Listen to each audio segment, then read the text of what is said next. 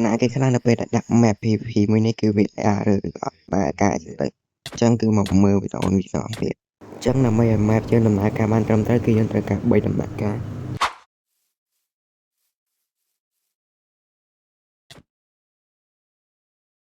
យ៉ាអញ្ចឹងដំបូងអ្នកគ្នាមក download Fabric នៅលើ Mojo Launcher គឺ version 1.21.11 ទៅពេលអ្នកគ្នា down ហើយគឺយើងដាក់រើវាយើ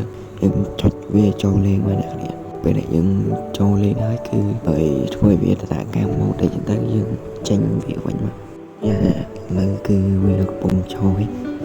អញ្ចឹងពេលចូលហើយអ្នកគ្នាគាត់ចុចចេញវាក៏ clear game ចោលហើយអ្នកគ្នាមក down mode 2នេះនៅ channel Telegram របស់ខ្ញុំហើយមាន map មួយទៀតហើយបន្ទាប់មកអ្នកគ្នាគាត់តែមក select mode 2ហ្នឹងមកយើងចុចលើវាមកហើយយើងចុចជាប់យើង copy វាមកហើយអ្នកគ្នាចេញយកទៅដាក់កន្លែងឲ្យ data របស់ Mojo Launcher ហ្នឹងអញ្ចឹងពេលអ្នកគ្នា copy ហើយអ្នកគ្នាចេញពីកន្លែងហ្នឹងហើយអ្នកគ្នាចូល Android ហើយចុច data បន្ទាប់មកយើងអូសមកលើ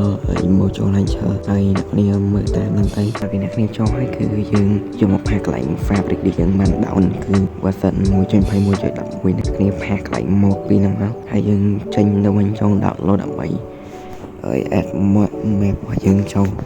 អញ្ចឹងគឺអ្នកគ្នាដែលរើ map ហ្នឹងមកគឺ map PP ហើយយើងចុច view ហើយយើងចុច copy វាទាំងអស់ហ្នឹងមក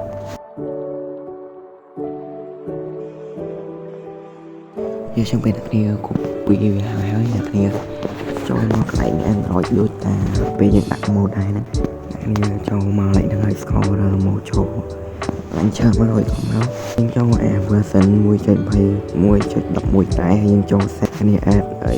folder ថ្មីមកយើងដាក់ឈ្មោះហើយយើងចូល folder ហ្នឹងយើងផាសអានឹងចូលមកដាក់ចាពេលយើងផាសវាហើយគឺវាហើយអ្នកគ្នាគាត់ដាក់ចូលទៅកាន់ game នេះគឺបានហើយឥឡូវយើងមកចូលដល់គ្នាដាក់មកដល់ A few moments later Yes! Yes! Yes! Yes! Yes! Yes! Yes!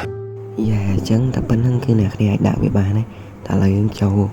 មើលដល់គ្នាដែរអញ្ចឹងយើងចាំវាផ្លែតែសារវា loading ចូល game គឺវាលឿនដែរទេអ្នកគ្នាយ៉ាអញ្ចឹងតែប៉ុណ្្នឹងគឺអ្នកគ្នាអាចដាក់វាបានហើយអញ្ចឹងវីដេអូយើងក៏មានតែប៉ុណ្្នឹងដែរបាយបាយ